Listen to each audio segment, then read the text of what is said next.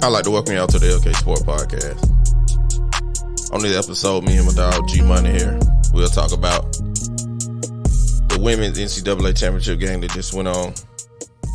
We'll touch base on some MLB stuff with NBA, but the main topic of the day is, Angel Reese. First of all, shout out to LSU basketball women's. Give it up for them. Congrats. For sure. What took over their victory more than anything was LSU has a player named Angel Reese mocking Caitlin Clark, outstanding player in her own right. We're going to get into that.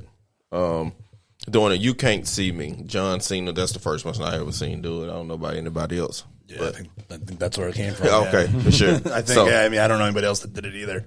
But yeah, so Caitlin Clark did the You Can't See Me in the Elite Eight versus Louisville.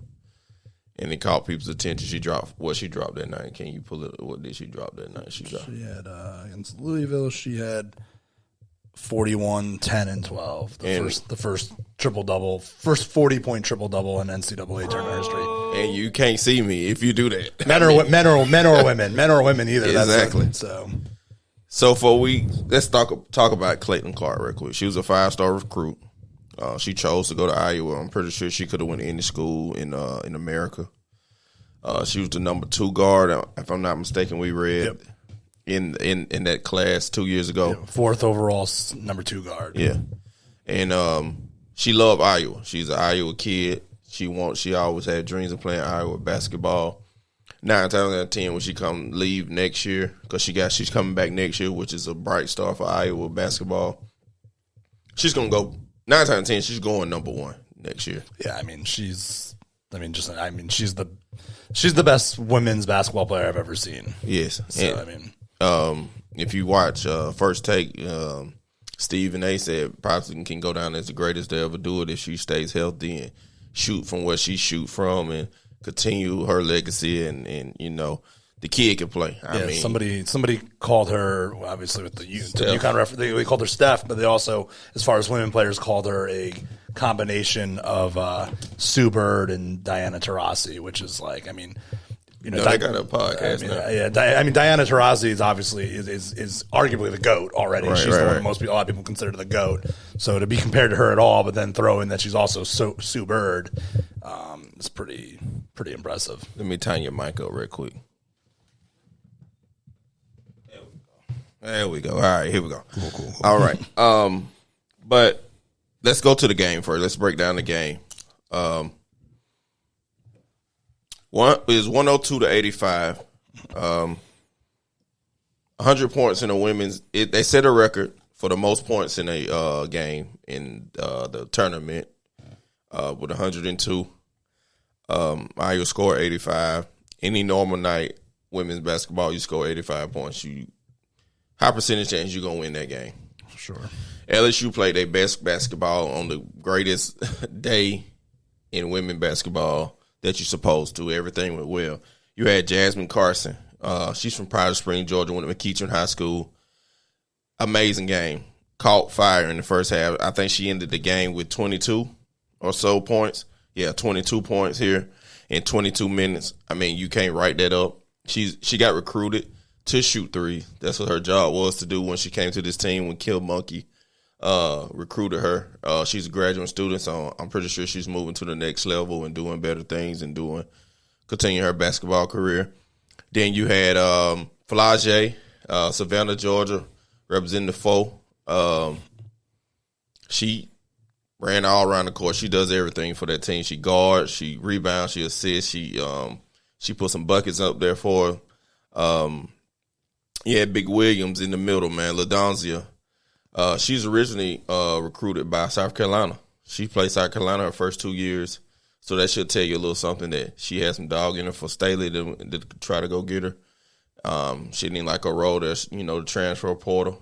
Then you had COVID. Everybody get another year of eligibility. She went to LSU. Monkey brought her on in. You got Katari, Poole, you got Poe, all these all these girls played key minutes in this game. Then let's go to Angel. Angel had 15, 10, and 5. She averaged 23 and 15 during the season. I mean, she's a dog.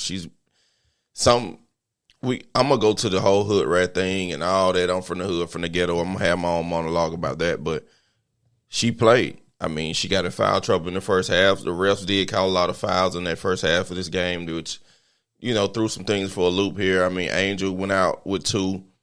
I didn't forget. I mean, Alexis Mars went out with 2.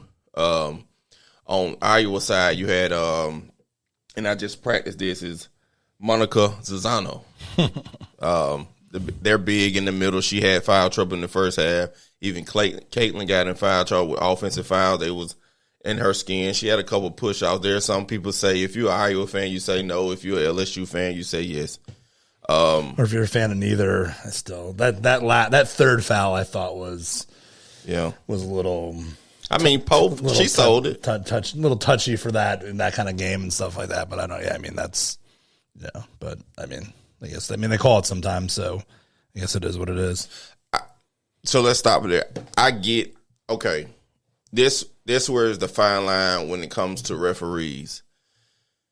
When you in a normal game, say you want to call that, but when you're in a big game, you be like, don't call that. So they're like, okay, I would call this any other time. Why wouldn't I call it here? Yeah, no, I mean, it was ticky-tack. I mean, I'm actually of a believer of if it's a foul, like in any sport, like just not even from game to game, but like if it's a foul 2 minutes into the game, it's a foul when there's 10 seconds left. That's I'm of that thing. I think at any point in the game, in any game, that foul in particular was ticky-tack. That's just that one. I mean, the way I thought in general, the refs, even for both ways, I thought the officials did a really poor job in that game. But I don't think the way LSU shot, I don't think that would have changed anything. But just in general, it's just you don't want to see don't want to see a poorly officiated game on that level. At that point, especially because it's supposed to be the best refs. Right. At that point in the season, it's supposed to be the best. So, but I'm gonna stick on Iowa for a while for the next at least 5 minutes or so.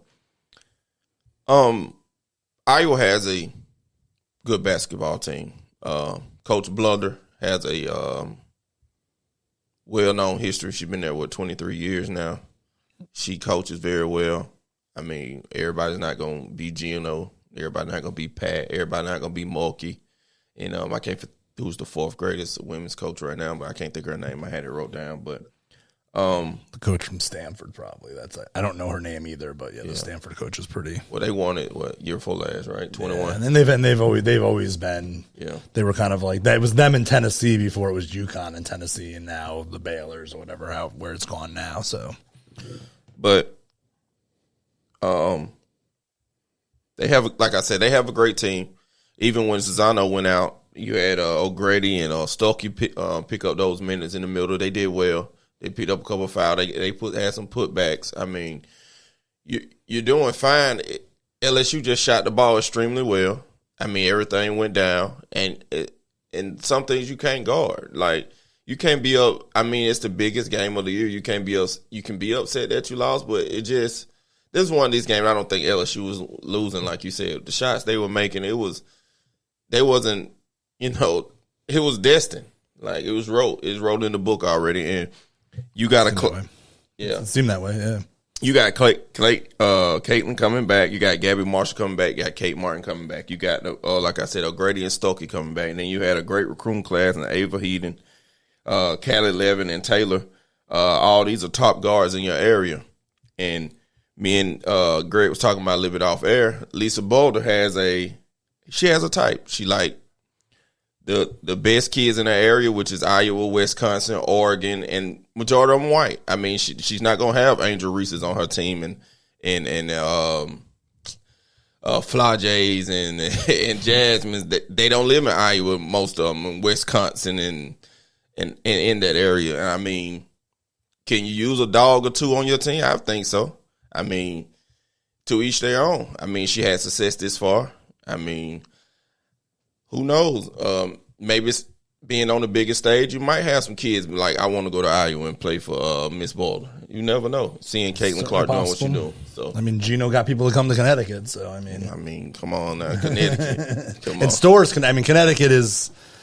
I know if you've never been to Connecticut, people think Connecticut's something, but Connecticut has its areas. But the stores Connecticut is in the middle of nowhere. Really, it's in the middle of nowhere. Yeah, it's amazing what Calhoun's done there and Gino's done there, getting people wanting to come there. Because if they were like in New Haven or Hartford or Bridgeport, I mean, well, Bridgeport's like, Bridgeport's like a smaller Atlanta or smaller Baltimore, so it's not really a nice area, but it has its sections. But yeah, Stores is a tiny little place and like far out in Connecticut.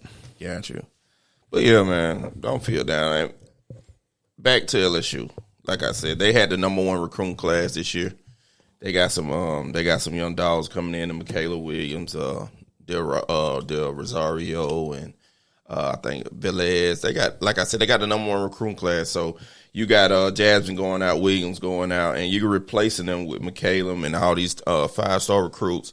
And then even their starting point guard, Angel Mars, got another year because of COVID, so she can come back. So that team's going to pretty much look the same next year. They start at 5. And the hood girls will be back. I mean, I saw a way too early preseason bowl and it had them 3. Yeah. So now let's get to Angel. I watched it. Me and him and Dro went back and forth in the group chat, 15, 20 minutes straight, back to back, 10 minutes. I'm talking about whoop, whoop, whoop. They say it was a bit much, and I'm going to let him speak his part as well. As I watched it, I got home today. I watched it. I watched different angles from Twitter. Shout out to Twitter because they always have some of the best videos. First one, free throw line, love it. Rub it in. You winning. Let me back up just a little bit. Before the game, LSU told you how they was coming to the game. We're going to talk. We're going to be physical. You're not going to do that to us. You're not going to wave us off like you did South Carolina. That was disrespectful. Which let me speak on that because this is going to be a roller coaster, so just keep up with me. So back in the South Carolina game, Caitlin was guarding a player. I'm not going to name her name because I'm not going to do that. When she standing at 3-point line, she gave this wave. Like, if you're a sports fan, you play basketball, that's a sign of disrespect. They're like, oh, you're not going to guard me? Like, you saying I'm trash, F you, et cetera, et cetera.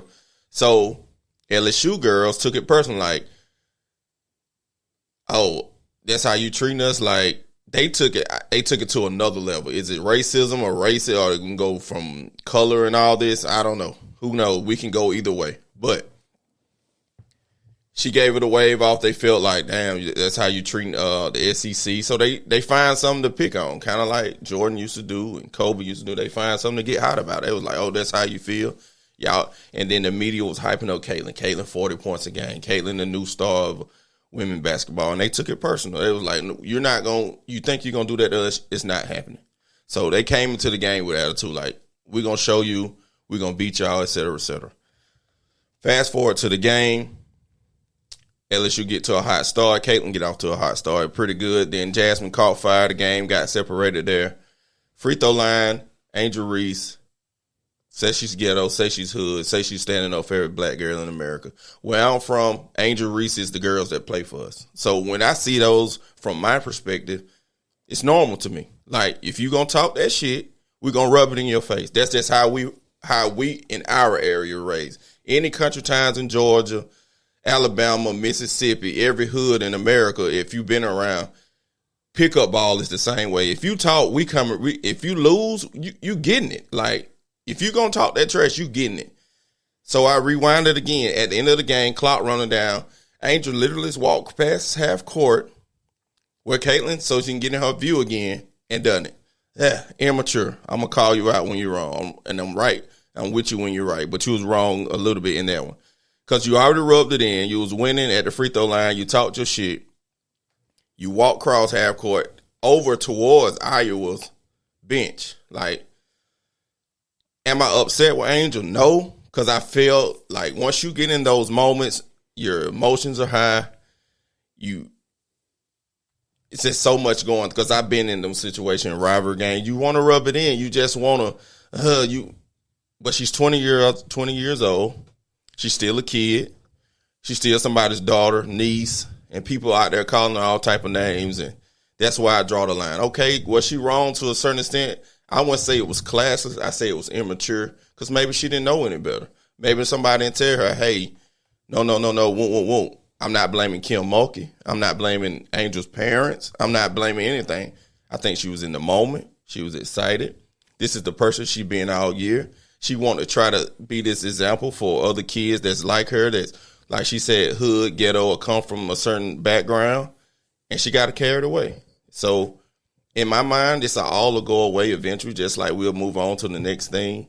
But they'll see each other next year, hopefully in the tournament. That'll be perfect. They get in the same bracket or something. I'll be looking towards the future.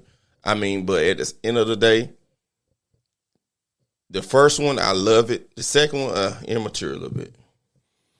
Yeah, no, I like a lot of the points. I like a lot of the points you said, and I love. I mean, you can ask anybody that's ever played sports with me or against me. I love trash talking. I love it. There's nothing I'm more to. I talk as much. I probably used to get myself in trouble talking trash. I used to get technical fouls when I played basketball. In football, my teammates would be like, "Stop! These other teams are going to kill you." Because I play, the position I played and stuff like that. They're like, "You don't want people wanting to kill you," and and I love talking trash. Like I said, and I think like the in-game, my problem with it, and honestly, I'm kind of just taking the one side of it. I'm probably more in the middle on this subject. Like, I don't think it's as bad as people are saying, and I'm not going to defend her for it either. I think, similar to what you said, she took it too far. I think it was because there's also a difference between taunting and a difference between trash talking. Like at the end of the game, like that, like, and I get, she wants to make it for those girls and the girls like her, but it's like, but then make it about your team, make it about yourself, because like the one thing I will, is like about LSU basketball, not about, because I mean, did Caitlin Clark do some trash talking? Obviously, and I'm more okay with even I saw some videos of some stuff that Reese did earlier in the year, like doing like the Mutombo thing, waving people off, blocking shots in game. I love all that stuff. I just think when the game, especially at college, when the game is over like that, what I heard today also was that they also never. In college, they're supposed to shake hands. The coaches shook hands with the Iowa players, but the players, LSU players, never did it. And the thing, the rivalry thing, I think there will definitely, like you said, it'll be great if they play next year. But going into that game, I just don't see where the rivalry was. I mean, were they jealous because of the attention Caitlin Clark? But I mean, in a lot of ways, I feel like they should be thanking Caitlin Clark because of the attention she's brought to the women's game. I mean, all this is good for the game, whether you like it or not. True.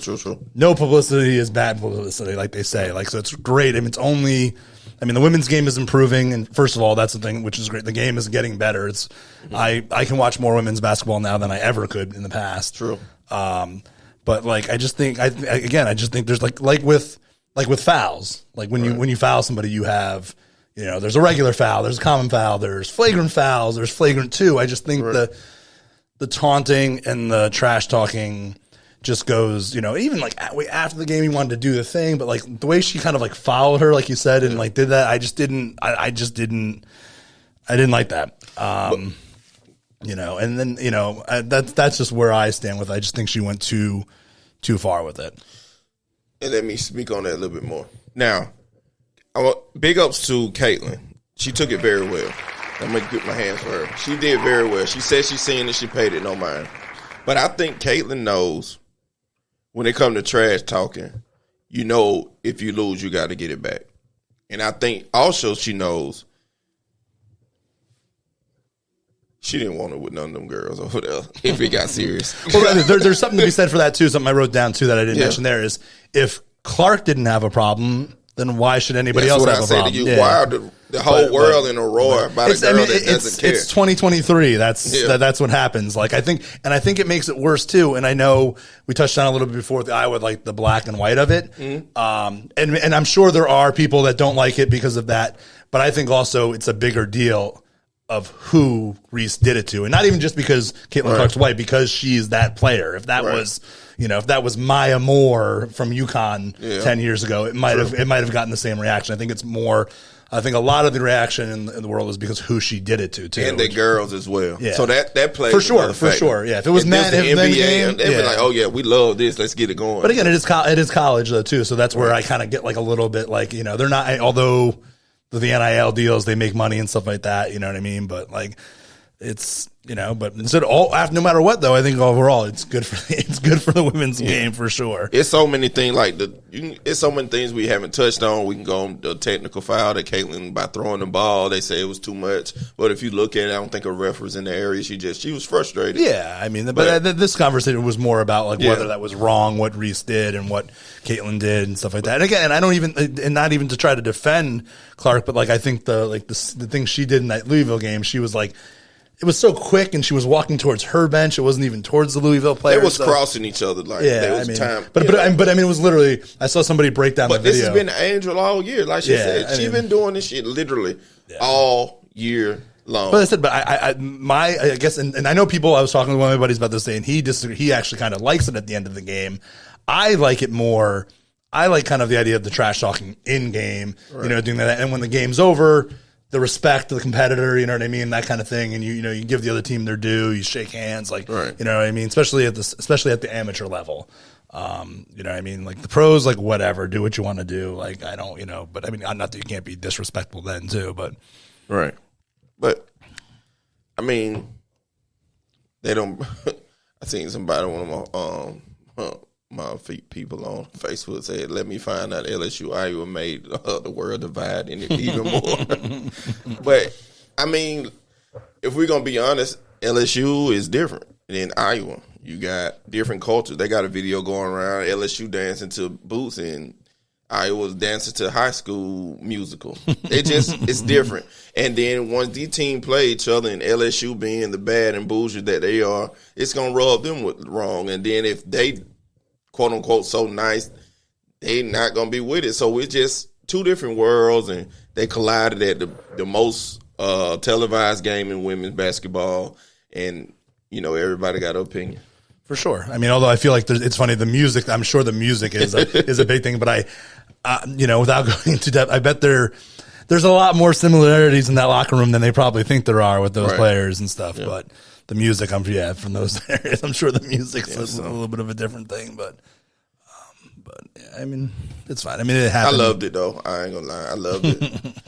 I enjoyed the women's tournament this year. I enjoyed both tournaments, so we can kind of segue into that. Your UConn's playing tonight. We were going on Monday, so your UConn's playing tonight in the national championship versus San Diego State. How confident do you feel, Chief? I feel good. I mean, it's one game. I keep on this with the way this tournament's gone. Like it's again, we said that in the semifinal game too, but it's almost like the way this tournament's gone. They should probably lose, but there you go. But I'm saying the way this with all the upsets and things like they're the biggest. It's one of the biggest championship game favorites in years and stuff like that. So it's y'all what -7 or something? 7.5. Yeah, it kind of keeps moving around that. 134. Yeah, so it's plus 350. San Diego State is on the no. UConn's minus 350 on the money line. So yeah, I mean they're big favorites. So I hope they. I hope they take it down. I think y'all defense is equal, but y'all offense is just one above San Diego. It's much easier for y'all to get open shots.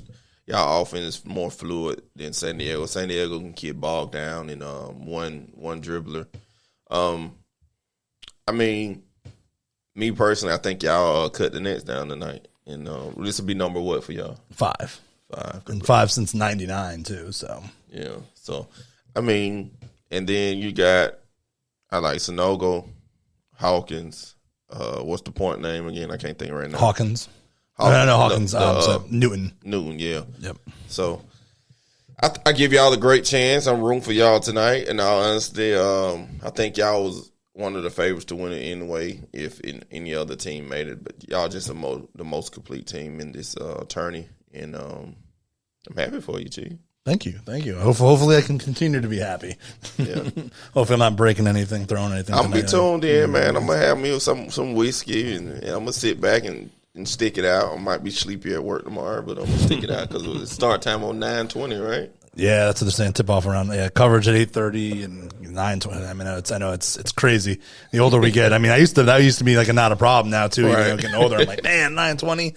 I mean, when it's my team, it doesn't matter what time it really is because I'll be awake. So, right on. Let's stick with the basketball NBA.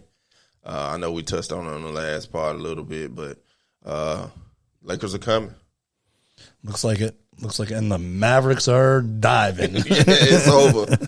The Mavericks, I don't think they want to make the playoffs. I think they want to get this season over. 11th pick. Yeah. 11th pick. We want the Mavericks to have the 11th pick. Yeah. So the Knicks get it. And we know I love Luka. Like Pedro had mentioned that they're my team. They're not my team. I do love Luka, but he's got to look himself in the mirror, I think, a little bit too. He's got to come in better shape and or maybe just go play for the Knicks or something like that. That will shake the world up. But speaking on Luka and the Dallas, this is kind of premature, just me thinking right now. Your number one option is to listen to me, sign and trade Kyrie Irving for a big. I don't know what big will be available. I'm trying to glance through this real fast, so y'all give me a second. I don't know if there's a good. Yeah. I think y'all need a big. They may have what's the term? You made your bed. Yeah, now you got a lie in it. I mean, they didn't give up too in the grand scheme of things. They didn't give up too much for him. Mm-hmm. So is there the thought that they just let him go? I would say the popular sentiment is that what you have to do is you have to bring him back. Right. And then you try to bring in some, because obviously the team plays zero defense. So I just thought about something. Would you sign and trade Kyrie for Miles Turner and Buddy? Would that help? Yeah, team? Probably, but I don't think I don't know if Indiana would do that. I'm just thinking. They have Halliburton too, who's already like a guard. He's like a point guard. Too. So I don't think there's much of a market out there for Kyrie, especially if you're a young kind of rebuilding team. I think the only place for him outside of Dallas is the Lakers. Phoenix. Just like you go play with his boy. I guess. If Paul retires, that's $40 million off the books. He's gonna walk away from the $50 million he's making next year. I'm trying to figure something out here. I think the Lakers is the only place really for him because I think he might behave with LeBron. Like he might. Clippers. He's just. Clipper got so much money and two people. But I don't think that's a realistic destination. I don't know. I would love to see Norman Powell and you get Terrence Mann and Zubac. I don't want Kyrie on. If I'm a contender, I don't want Kyrie on my team. I wanted to. I'm one of those guys that I'm a believer in talent. I am a believer in talent. If you're good, you get another chance. But I think he is just. They're going to be what are they? So they're 4-11 when they both play. Yeah, that's in the last my numbers might in the last 40 years. That's going to be the worst winning percentage with at least for a team with two All-Stars, with two All-Stars playing in the history, in 40 years. But you also see the other history. You see that game yesterday. The ups was the biggest. Yeah, 19.5. Biggest upset in over 30 years. Cat talked all that trash, had 8 points. I'm in my eye, golly. 8.5 fouls and something y'all. It was a 19.5 favorite. They needed that one too. Now they 39-40 sitting in the ninth spot to play OKC. Lakers got a real shot here to get get out of the play-in now too. They're only a half a game out.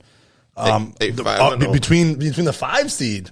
Russell, Davis, and Braun playing 5-0. But I think as you're kind of we'll say because as a semi-Lakers fan, I think you want to be the 6th seed, right? You'd rather play Sacramento than play Phoenix. I don't want to move up to the. You want that smoke? Nah, you don't want that smoke.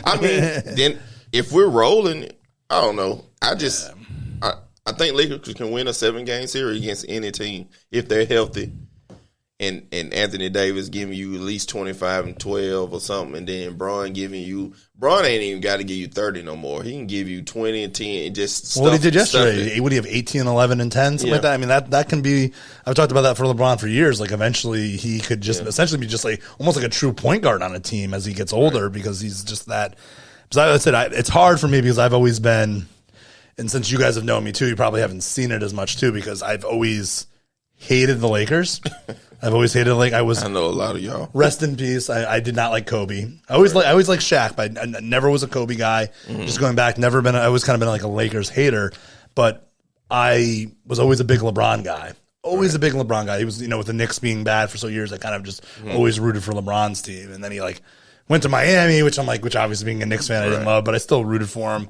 And then he went to now he's on he went back to Cleveland, which I was fine with. And then the Lakers, it's hard, but it's hard for me not to root for the guy just because he's so good. I mean, he's the second greatest player of all time. Yeah, throw that in there, huh? No, there's no. It's one thing I'll agree with Stephen A. for, and I'm a LeBron guy. Not a Jordan guy. I hate Michael Jordan. It's closer than I will. Is it personal, Michael Jordan, or is it basketball, Michael Jordan? Both. God damn, well, being a Knicks fan, he broke my heart. Those are the best Knicks teams the Knicks have had. It makes sense. You know what I mean? But. And I do think as we're kind of going a little bit off, I do think the LeBron Jordan, I think it's closer than the Jordan people say it is, and I think it's closer. But I still because of what he did, the change of the game, all that stuff factors in, and it just but again, that's where I was going with this. Like Stephen A. says. There's nothing wrong with being the second greatest basketball player of all time. Right. There's especially when the greatest is Michael Jordan. True. But I mean he's you can almost do it like the we also talk about the Aaron Rodgers, Tom Brady discussion. Can't go wrong. Really. Jordan's LeBron's the best player of all time. Jordan is the greatest player of all time. Same thing with the Brady. Right. Rodgers is the best quarterback ever to play, but Tom Brady is the greatest quarterback ever to play. That whole right. So we've never seen a guy like LeBron. I mean, we've seen more people like that now, but it'd be cool to make them watch them make a run. It'd be cool to watch them make a run for sure. Yeah, Lakers got Utah left, Clippers left, Phoenix left, Utah left. If they go 2-2 in that one, I think they'll lock something down.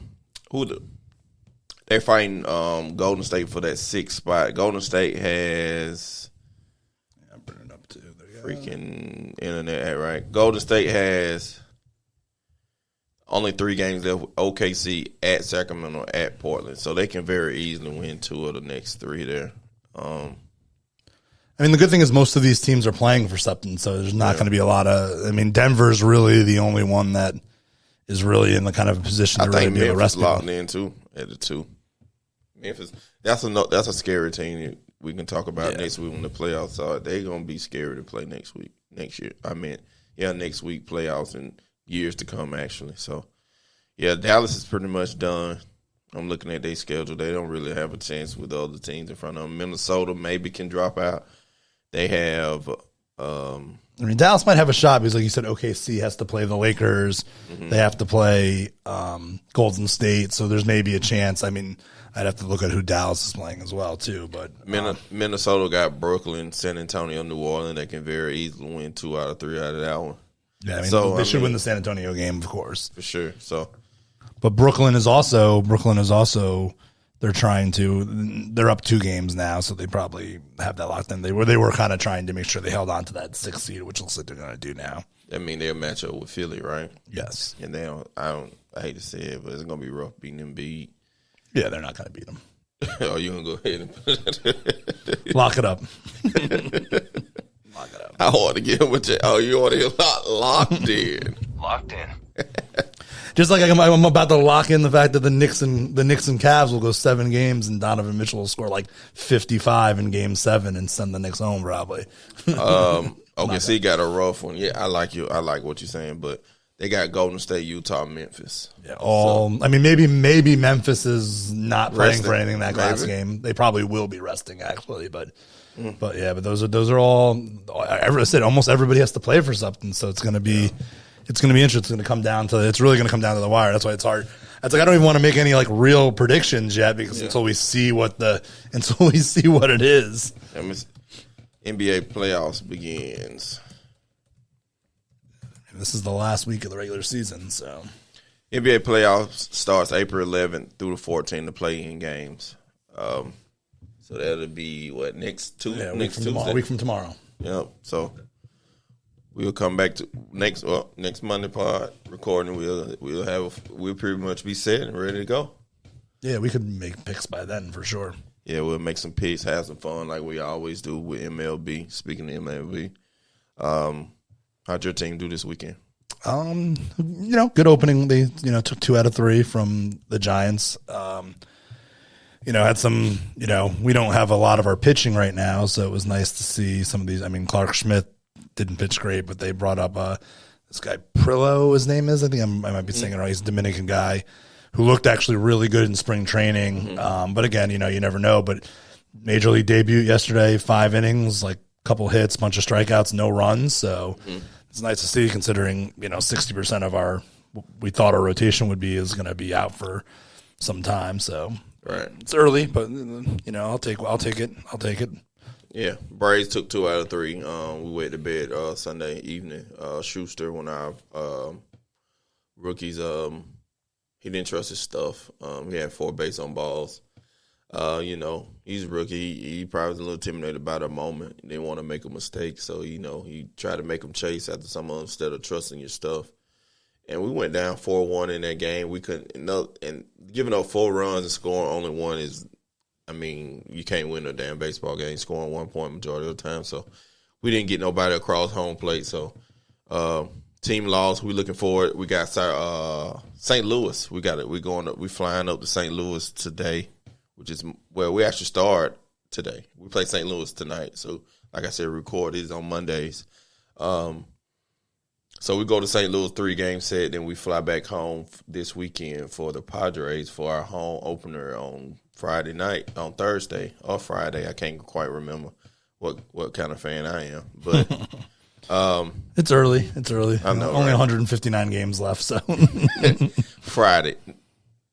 No, it's Thursday. We got a 4-game set with San Diego. Thursday, April 6th. Here we go. Yeah, so. You get to be a Yankee fan for the next few days, too. What? We play in Philly. Oh, yeah. Go Yanks. What's y'all's slogan? Y'all have one? Like go Braves or just go Yanks? Go Yanks, yeah. Bronx Bombers. You just say chop on so they feel some way about that. Oh, I tell you, we can't do shit no more in this world. Lord have mercy. I know, right? You can't even do that no more. My high school is the Indians. They're changing it now. They've been getting pressure. They've been getting pressure for basically since like a few years after I graduated, and they held on to it. And it's funny in New York too, which is a very very politically correct, and and they fought it for years and years and years. And the state of New York, as woke as they are, they went to all the couple schools that had Indian names left and said, if you don't change your names, we're going to no longer give you funding. And at that point, well, they gonna talk about that money. You gotta buy that. What are you gonna do now? So, but it was a little badge for us that we held on to being the Indians for all these years, but they're gonna lose it now too, unfortunately. Yeah. We're gonna touch on I got Detroit under, Washington under, so I'm looking good. Detroit 0-3, Washington 1-2. Blue Jays, I got them over. They lost 2 out of 3 to St. Louis. It's a damn shame. And you got Seattle over, and they went 1-3. Minnesota 3-0. Yeah, that was a good one. And Cincy 2-1. He got under 6.5, but they played the Pirates. So they've already won too many games. They played the Pirates, so hey, it'll be all right. Anything you're a hockey fan? I am. Hockey's they're same as the NBA. They're basically on the same kind of schedule. The regular season's wrapping up, and it should be interesting. My Rangers, they made a bunch of moves. They got Patrick Kane, who's won like I've heard of him. I'm not even a hockey fan, but I know that guy. He won a bunch of cups with Chicago, so it was a great. Some people are saying the Rangers have what you call a super team now with some of the moves they made. But the problem is they have the wicked retarded Boston Bruins from the city of Boston. I heard that accent. They're having like an all-time great season. Which team again? The Boston Bruins. They're going to break records for wins, for points in the regular season this year. But once the playoffs start, hockey is more than any other sport. You just never know. Like more times you see it happen more often where like you see some team have a great regular season, they go out in the first round. because once the playoffs start, the level of play just really skyrockets because everybody wants that Stanley Cup because it's probably I'm a hockey fan. I'm not the biggest hockey. The Stanley Cup trophy is probably the best trophy in sports. Everybody's names on it. It's huge. It's just really, whether you like the sport or not, the Stanley Cup is really, really awesome. So we'll see. It should be fun. The hockey playoffs should be a lot of fun. So let's go Rangers. One more. Well, I think we got a couple more things, but quick. Did you watch any of Wrestlemania? I watched some Sunday. I watched a little bit of Sunday. Yeah, I only watched because it's on Peacock. Right? Yeah. Yeah, I mean, I wasn't going to pay for it either. I mean, obviously Saturday night I was watching the men's Final Four. Right. Sunday the WrestleMania didn't start until after the women's championship game, so I didn't watch it all, but I watched a bunch of it. I watched Roman Reigns continue his reign, which is it's just like it's cool. I mean, it's 950 days. I know the number's wrong, but like we haven't seen anything like that since like Hogan. So it's kind of I mean, we obviously it's predetermined. If you didn't know, I'm sorry to ruin that for anybody. And you heard they trying to bet on wrestling. You heard about this? Oh, you can bet on it. Yeah. You can bet on it. That's why a lot of people sometimes they look at the odds and they're like, that's why a lot of times people think they know that's what's going to happen in these matches. Yeah. And that's why now a lot of times, from what I have two friends that are very big wrestling fans. If we ever have a wrestling pod, I'd have them come on because they could really tell you. That a lot of times now what the WWE does is they don't even know, sometimes they don't make a decision until like the day of the event who's going to win these matches so that it doesn't get out, so it doesn't get leaked and it doesn't get out there, especially with the betting aspect, because Roman Reigns was like plus four or 500 to win that. If you bet Roman Reigns, $100, you would have won like $400 or $500. Oh, really? I see. I didn't even look into it that much. They have odds. You can bet, which to me is so crazy since it's predetermined, like how they can allow betting. Because who's to stop Vince McMahon from going and putting he eased his way out and eased his way right back in. That was Now I don't know if they sold they're selling where they're going partners with the UFC. Yeah, the merger. I'm reading about it right now. They're going to have a 51% stake in the company, but Vince McMahon is still going to be like the controller or whatever. But although Vince McMahon, I guess depends who you ask, he doesn't really have. What did he do again?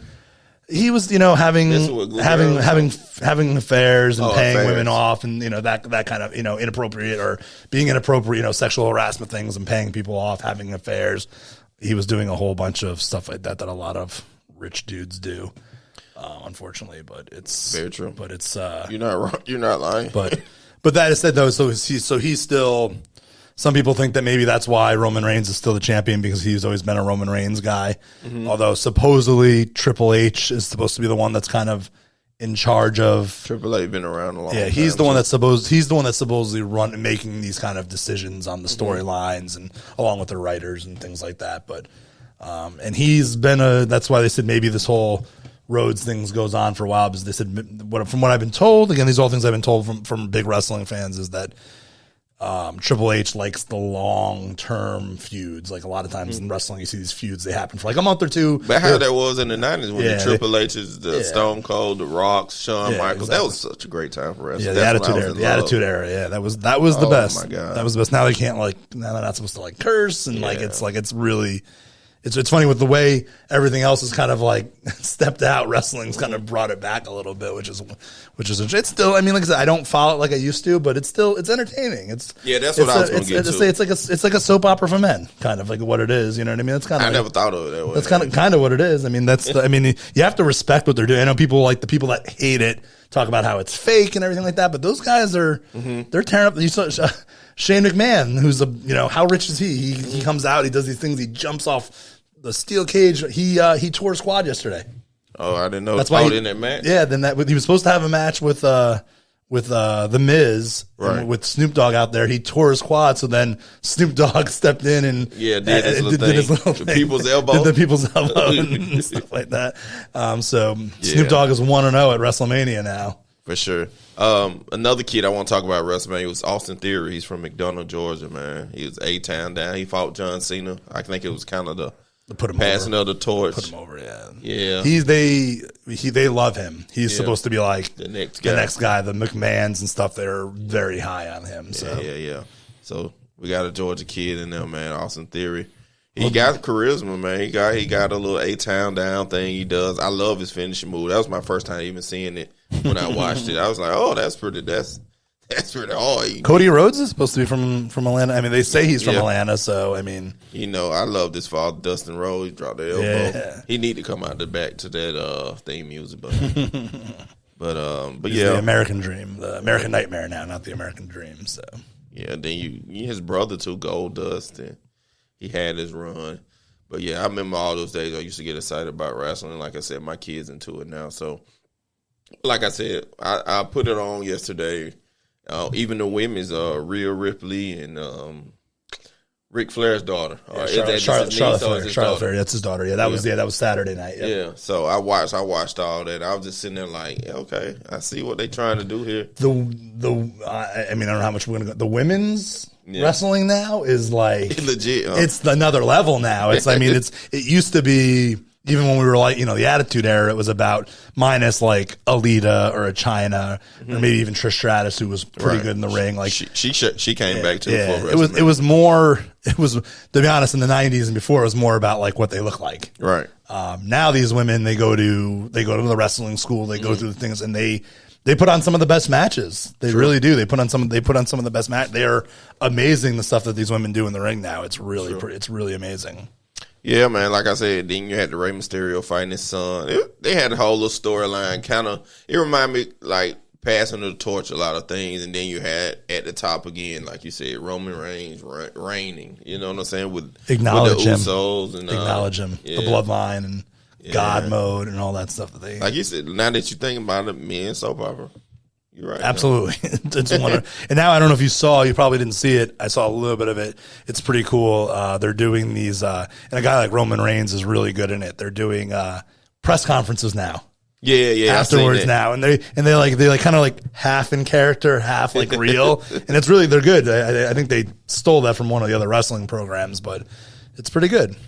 Yeah, man. Like I said, I wanted to speak on the guy. I watched a little bit. I was like, okay, I see what y'all doing. Like I said, but. We're always going to miss that edge that we got to see. Of course.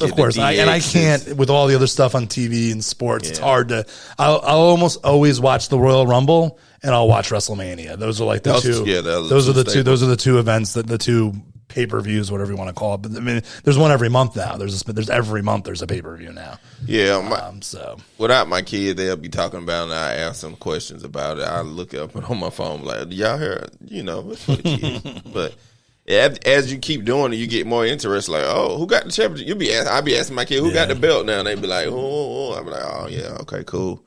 It ain't like I got to watch it. I just be wanting to know on the outside looking in, you know what I'm saying? I don't want to sit there 36 years old watching, 30, going on, whatever. I'm really 23. But anyway. It's ageless, though. Yeah. I mean, I know there's a stigma if you get above a certain age and watch wrestling, but there's a lot. I mean, you've seen, a lot of these professional athletes love it. The Gronk, Kerry Kittles. He showed his face.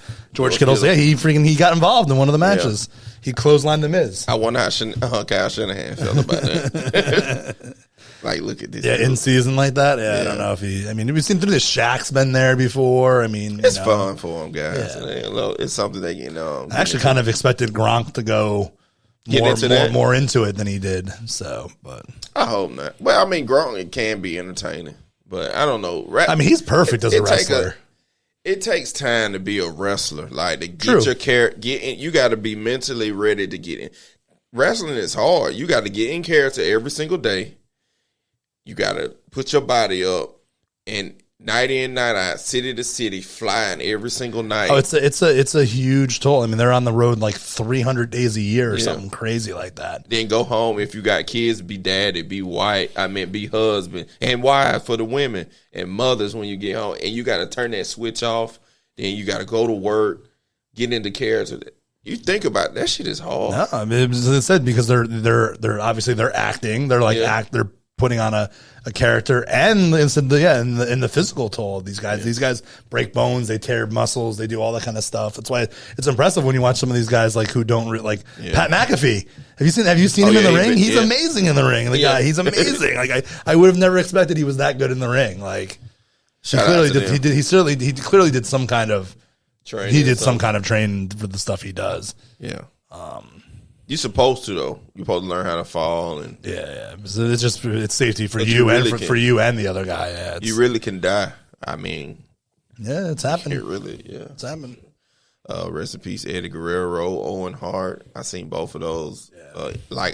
That's when I was into wrestling. I seen those. I was watching the night with Owen Hart. I was watching that night. That's sick, man. But then I know we're getting a little bit off subject, but you got Benoit, CTE from headaches and migraines and concussions and things, steroids and all that kind of stuff, which supposedly they've cleaned up, but who knows? I don't know if I believe that. I ain't gonna call no name, but there's some pretty big guys in WWE. Jalen Carter. Let's move on to him. This guy. Yeah, he said, I'm not taking no interviews for any team outside of the top 10. Yeah, first of all, you know the trouble you got into, how fast you was driving. Boom, ticket. Then you show up to your pro day, out of shape, can't finish a grill, 8 pounds over, and it's like, that's strike 2. Now you want to be a dick, basically, and be like, if you're not in the top 10, I'm not talking to you. Which is weird because any team could be in the top. Any team could come into the top 10. There's trading and stuff like that. But it's really weird. But what makes it even weird is he's a Rosenhaus, and it came from his agent. Yeah. So this must be on Who thought of this? It must be his agent must have. You think Drew came up with this? Why would he? You would think you think you would strongly talk him out of it. So you know what I mean. He's he's one of the top agents in the world. So that's the one thing that makes it weird. When I first saw that article, I was like, wow, that's really dumb. But then I read more into it and how Drew Rosenhaus is his agent. So I was like, all right. I still think it's stupid, but it makes you think a little bit like maybe there's some. I don't know. Maybe there's some ploy here. Maybe it's the garner some interest with him or something. There's no way you make. If he's at 26, I want the Cowboys to take him. Yeah, exactly. Unless the Texas running back is there, which Bijan is perfect for y'all. Literally, if Bijan slipped to y'all or nobody grabs Bijan, or y'all might move up just in case y'all get word that somebody's trying to snatch him. I think Bijan is perfect for y'all. He's perfect for a lot of teams, though. So he's. If y'all don't get him, it's still some players out there. I know we're moving on more into NFL, but you had some backs still out there. I don't know if you want Fournette on your team, but he can get you a goal line touchdown. Yeah, I don't have to have Bijan, but I would I like the idea of getting everything you read about him, the guy is he's a top couple talent in the draft. So and then you get him. Is Pollard gonna be healthy? He should be ready. But he's never carried the ball more than 193 times. I think it is. But that's rough in the NFL. Now that's hard to find a 3-down back now. That's why you want those backs though. That's why if he's really that good, you tag Pollard this year. You bring Bijan in. They have a nice. They kind of mesh a little bit. Then you tag Pollard next year if he's still good. And then you let him walk. And it's a cruel world for running backs, but right. That's what you do. And then you have Bijan, and you can just consider that cycle now. That's just what you have to do. You can't pay running backs. It just thanks to Zeke Elliott, no teams will probably pay. Zeke, I ain't mad at you. As long as you count them checks, mama. Count your checks, bro. Don't play them folk. I love me some Zeke, but I'm saying, but not even just as the Cowboys for. I saw an article the other day that said it was Zeke, and it was the reason why teams will never give running backs these contracts, which is crazy. It's rough, man. Last night, golf, we're going to try and touch on everything. Do you know much about it? I know Scotty Scheffler is the best player in the world. I'm sorry, golf people. Listen. Roy McIlroy, he's Irish. I need a golf guy here. I got a friend, Rome. He plays golf. I know some people that play golf. I know Tiger Woods. I know that guy too. I know a little bit. I will. If we were to talk about on Friday after round 1 of the Masters, I might be able to touch on it a little bit. Yeah, that's what I was going to get to. The Masters are this weekend in Augusta. Yep. April 6th through the 9th. I always bet on the Masters. I just read what I think people that's good on green or hits long shot. And I just make an educated guess. I ain't going to lie. It'd be a hypothesis. I ain't going to lie. I'd be like, okay, this guy's very good. He's top 10 in the world. And then they jump, what his name? Kopeka. I know that guy. I brought up some odds here if you want to see. Jordan Smith. Yeah, come on, let's talk about it. So Scotty Scheffler is the favorite. Gotcha. At plus, look at the first two names I said. Rory McIlroy is the second favorite at plus 750. Scheffler's plus 650. John Rahm, who I know is another really good player, is plus 800. Cameron Smith, 1400. I like Will. Honestly, I don't know a ton about Cameron Smith. I know Jordan Spieth, plus 1400. Justin Thomas. These are all guys like, I know Justin Thomas was the number one player in the year not that long ago. Moriakawa is I know I'm saying his name wrong. Moriakawa. He's I want to know is Tiger playing. He's really good. He's plus 1600. I believe Tiger Woods is plus 6,000. Okay, I got $10 on my boy. Come on, now. Yeah, I think he's still too. From what I do know about people are placing bets on Tiger Woods. Of course they are. Of course they are. He probably should be. It's the Tiger Woods juice, even at plus 6,000. He should probably be like down like plus 15,000 because he hasn't played much. He's rusty. Right. It would be a miracle. It would be a miracle if he won. If he makes the cut, that would be a big thing, I'm sure. I know some of these players, man. Yeah, DeChambeau has worse odds than him. I mean, he hasn't been. Justin Rose. These are guys that have been around. Patrick Reed. Like these guys are all huge. Adam Scott, Bubba Watson is like a name more than he is a player. What's the guy that everybody loves to hate sometimes? Phil Mickelson. I don't think he's playing. Is it live golf still? He's part of the live. He's part of the live thing. And I don't think any of I'd have to look up who the live golfers are, but I don't think any of them are playing now because they've kind of separated themselves. Jason Day, he's a good player. That's an interesting one at plus 25. I look up live golfers. Jason Day at plus 2,500. I might throw a shekel on him maybe if I was if I was the gambling type. We got to do it. We got to we got to have fun with the Masters.